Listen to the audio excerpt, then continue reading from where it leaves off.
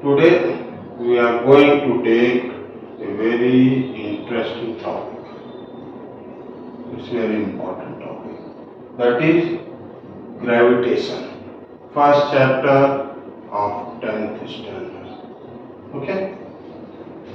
Here you can see a satellite moving around the earth. An apple is falling on the earth. Means all the concepts are given in the form of figure. Now see here, the concept of gravitation is first time given by Sir Isaac Newton. He has introduced the word gravitation. Who? Sir Isaac Newton. You know about the Newton. He was the great scientist. Now see, I am going to tell you, it is a force by which Earth attract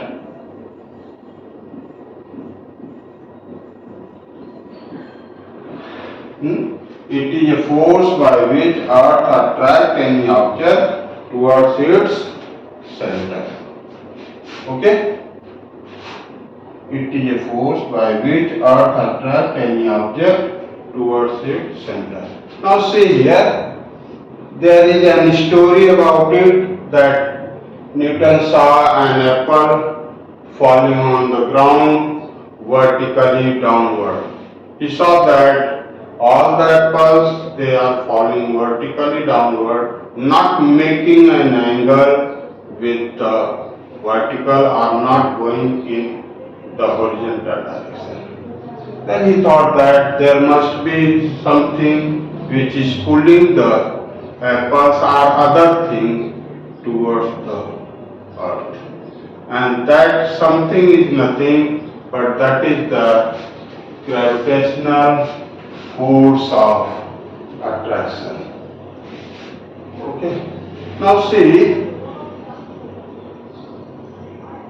as this force is applied on so many things, means all the things are falling vertically downward, he thought that this force may be applied on the moon, planet, and even on the sun.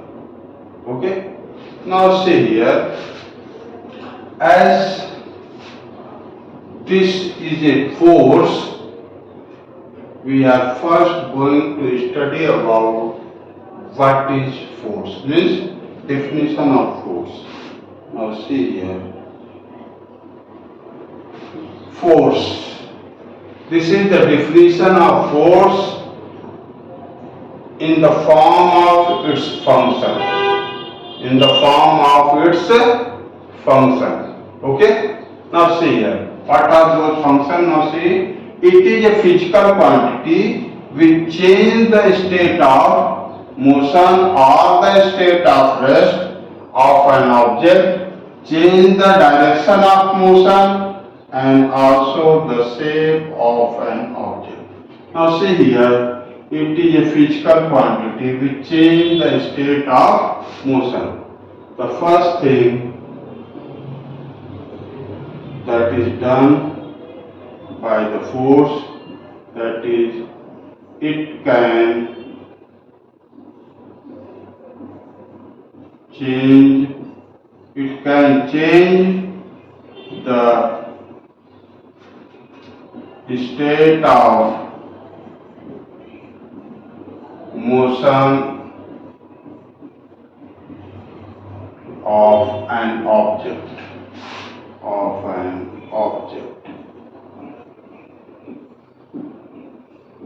Okay? Means if an object is moving, by applying a force, we can stop it or we can bring it to the rest. Understood? Second thing which is given, if the state of rest of an object means if an object is at rest, it can move.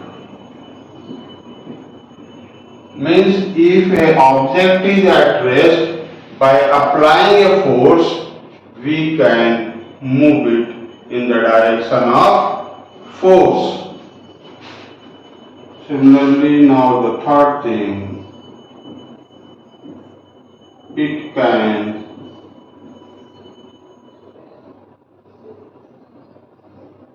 here it's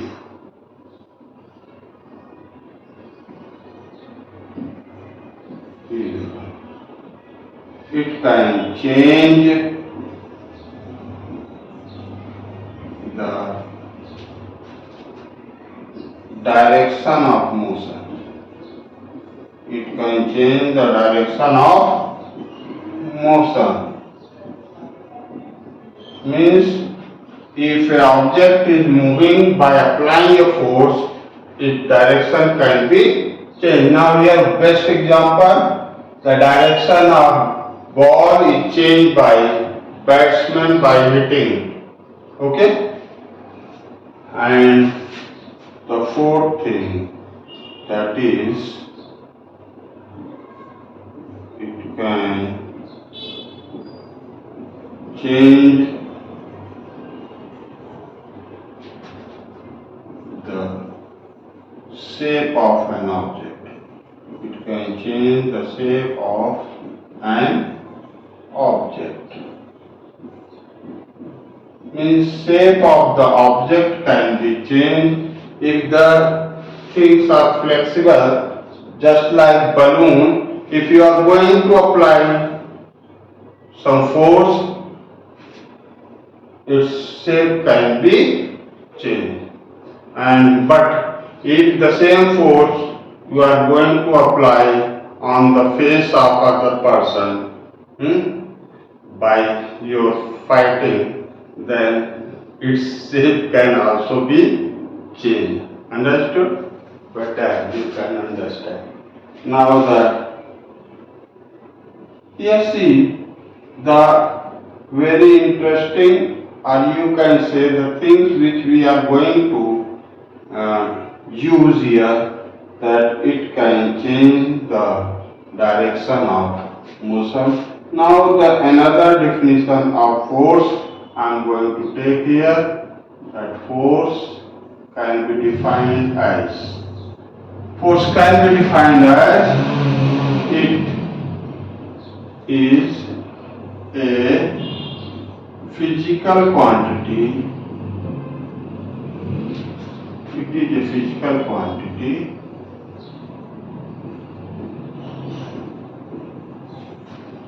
applied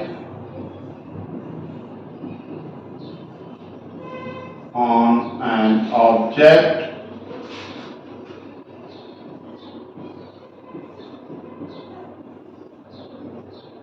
produce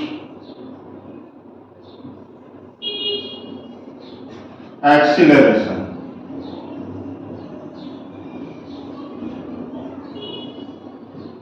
It means that if a force is applied on an object, it can produce acceleration by changing the velocity or changing the direction of the velocity. Okay? If suppose I am going to take an object here. Suppose this is an object here, and we are going to apply a force over it, F, and its mass is m, then it will move in the direction of force, and suppose a acceleration A is generated. Okay? Then according to this formula, F is equal to ma, where m is the mass and A is the acceleration, as by applying force mass is not changing, therefore F is directly proportional to A, or you can say if a force is applied on an object, it produces acceleration, and if the force is more, the acceleration will more. Okay. Now see here, from this we are going to take the important thing, that is the function of the force, that is the change in direction.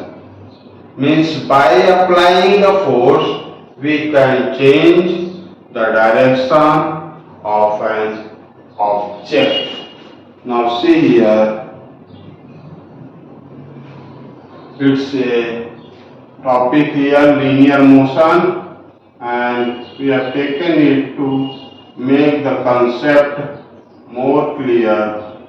Now see, suppose an object M1 is over here and a force F1 is applied, then this will move in the direction of force. This will move in the direction of force. Now see, if we want to change the direction, we must apply another force here. If again we want to change its direction, we must apply the force over here. Means by applying the force, we can change the direction of motion of an object. Now see here, an object is over here, a force F1 in one direction, F2 in another direction, F3, similarly F4 and up to here F9. Means here the continuous force are applied in different directions so that it can move in a circular orbit or in a circular motion. It means that for the circular motion there must be a continuous force applied on the object. Okay? This is the first. Now see here. Here this is the mouth ka kuआं, well of death.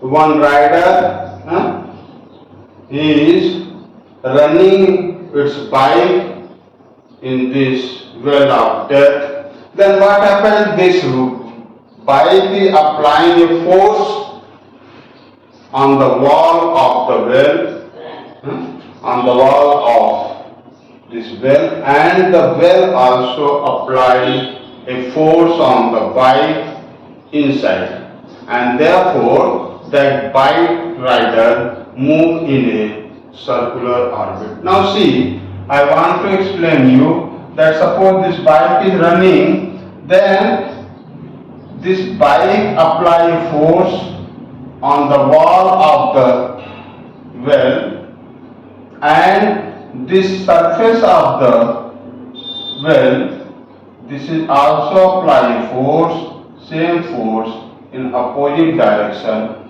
to the bike, so that it is moving in a circular orbit. Okay? And that force applied is towards the center of the circle. Similarly here, see here, this force is applied from the outside. Now see here, in the merry-go-round, Jhula you have seen in the fair. Now see, the chair is tied with the string, and as it's rotated, the string is pulling the person or the chair towards the inside, and therefore the person is moving in a circular orbit. If any one string breaks from the base, then what will happen? Means this person will not move, in a circular orbit, he will fly away. Okay? It means that the force is applied toward the center, means inside. Then it means that for the circular motion, a force is necessary. It can be applied from the outside or it can be applied from the inside toward the center. Means total means that for the circular motion a centripetal, a center seeking force is necessary, and that center seeking force is called the centripetal force. Now the next topic we are going to take, that is the circular motion and the centripetal force. As I told you, for the circular motion, a centripetal force is necessary. Here I am going to take an activity. Here is activity to explain it. Now see, I would like to explain it like this. Take a string and on the one end of the string tie a stone,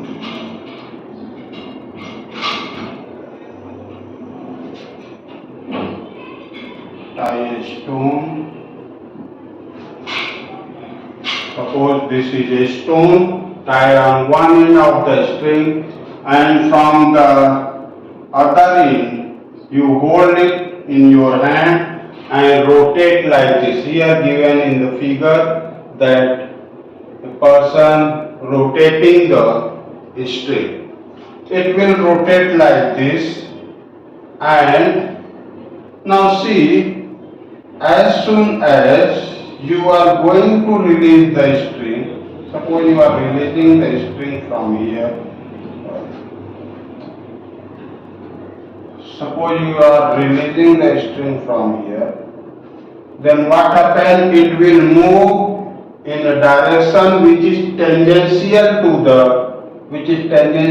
the circular path, and this is the direction of motion or direction of velocity of the stone.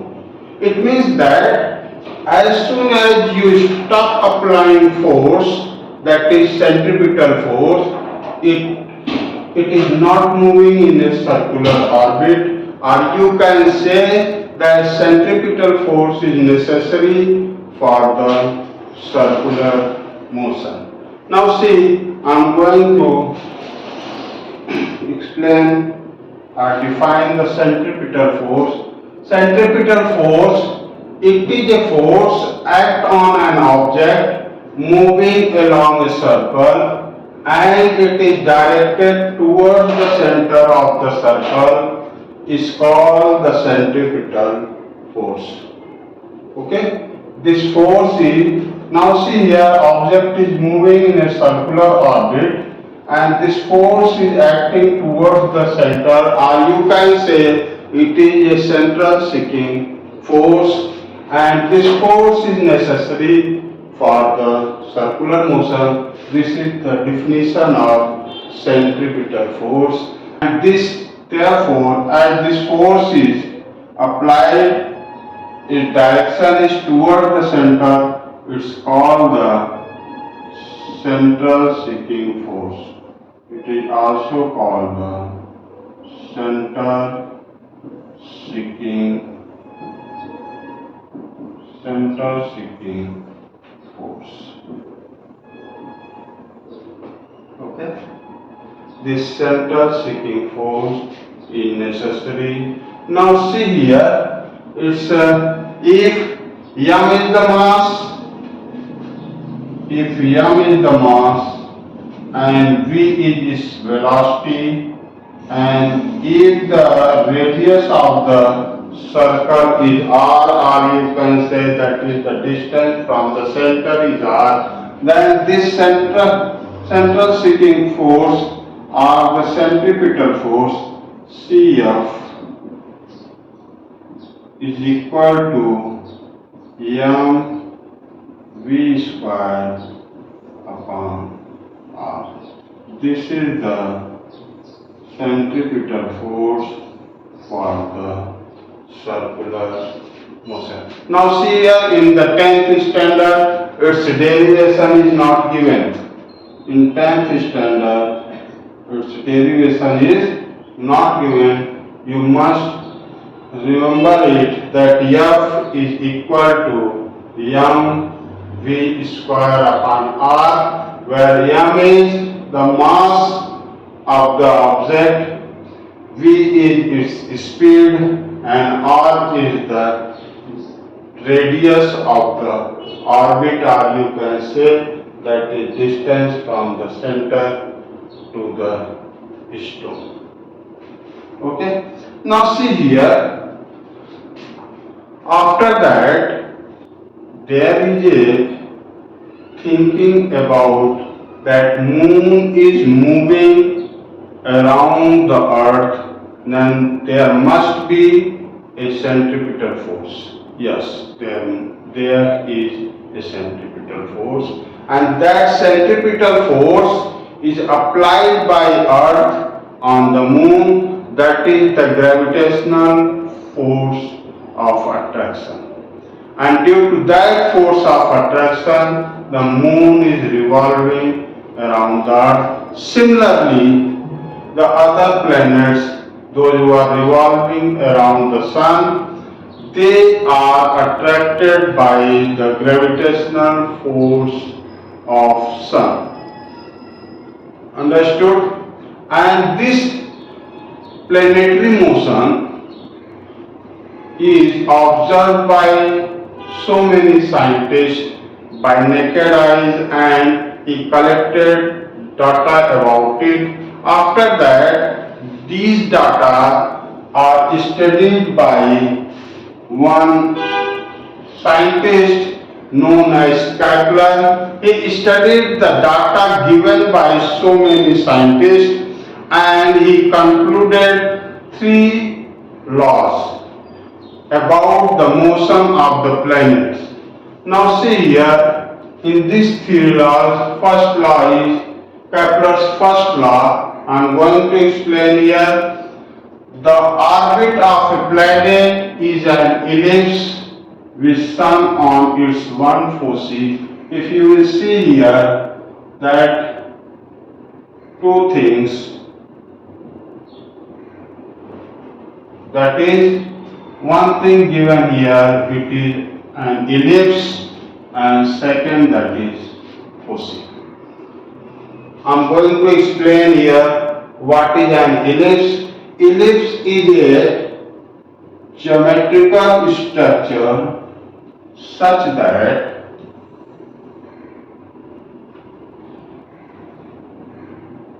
it's having 2 focus points. It's having 2 focus points. I'm going to draw it. Yes, like this. It's having 2 focus points. Okay, this is one. Suppose this is the one, and here it is F1, and here it is F2. These are the focus point. Now see, what is special in this case is that if a point is on the curve A, then the sum of distance of the F1A plus F2A will be equal to the distance of any point on the curve B is equal to F1b plus F2b, means sum of distance of any point from the two focus are constant. This is the property of an ellipse. Okay, I am going to write here this property F1a plus F2b, sorry, F2a is equal to F1b plus F2b. If you are going to take another point, suppose here C, then this will be also equal to F1c plus F2. This is the property of an ellipse. As there are two focus points, their plural is foci. Means sun can be at this focus or at this focus. Now see here in this figure, your sun is over here, suppose sun is over here and the planet is revolving in a elliptical orbit. Understood? Now the next topic, that is the Kepler's second law. Here the line joining the planet and the sun sweeps equal area in equal interval of time. Now see here in the figure, A is here a planet and S is the sun. A line joining is SA. Okay? And this, suppose in time t it covers a distance equal to AB, then the total area covered by SA will be here, this is the total area covered during the time t. Now suppose at a time the planet is at point C and in the same interval t it reached up to the point D, then during the same period it covers a distance like this. And therefore the area ASB is equal to area CSD. Okay, this is the here line joining the planet and the sun. Here this SC is the line joining planet and the sun. Okay, this is the second law, Kepler's second law. Now the next is Kepler's third law. The square of period of revolution of planet around the sun is directly proportional to cube of mean distance between the sun and the planet. Now see here, given here the most important thing, period of revolution.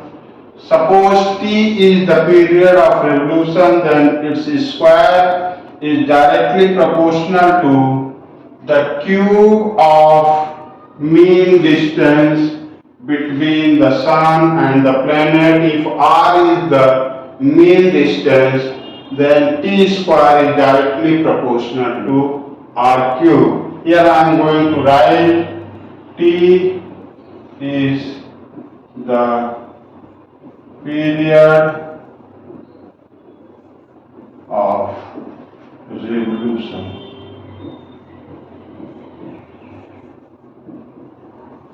and r is the mean distance between planet and the sun. Between planet and the sun. Therefore, t square is directly proportional to r cube. T square is equal to K proportionality constant R cube, where this K is called the Kepler's constant. Now afterward R cube will come over here. T square upon R cube is equal to K. This is the important relation. Now, why this is important? Because this relation is used by Newton for formulating his universal law of gravitation. Yes, new topic, that is the Newton's universal law of gravitation. Now see here, what is this law? Every object in the universe attracts every other object with a definite force. This force is directly proportional to the product of the two masses and universally and inversely proportional to the square of the distance between them. Now see here, what it means. Suppose this is mass m1 and here this is mass m2. Distance between them is d. Then they will attract each other with a definite force, and that force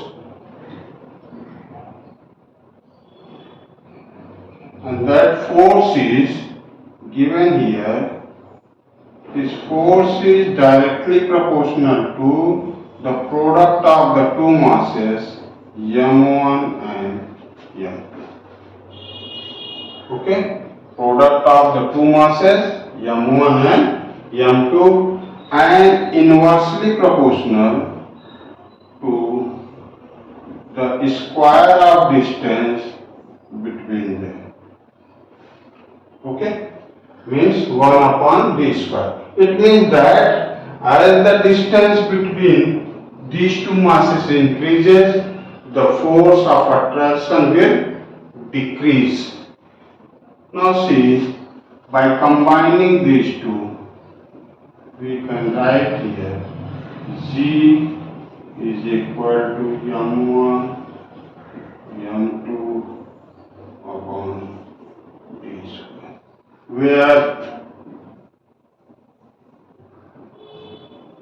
where G is universal,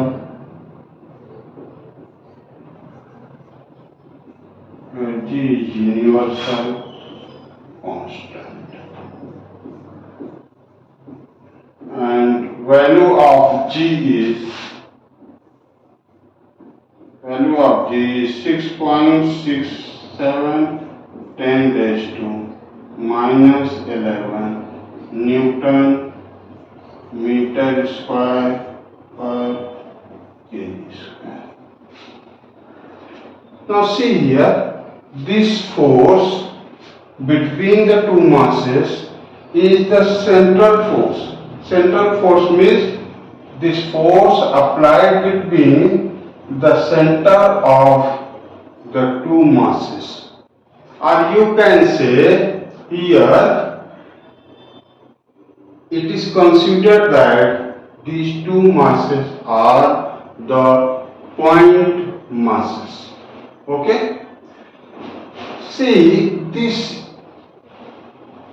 Newton's universal law of gravitation, this is applicable to the heavenly bodies also, just like Earth, Moon, planet and the Sun. Now see, but as these bodies, heavenly bodies, are at far distance, therefore they are considered as the point masses, and this force is applicable between the heavenly bodies also. Now see, you can say that if this force is applicable on each and every object, it means that if two persons are sitting by side, while they are not attracting each other, they are also attracting, they are applying the force, but as their masses are very less, this force is less far, then at value of G is here 6.67 10 raised to minus 11, and this force of attraction cannot overcome the gravitational force, frictional force, so that they will come together. Understood?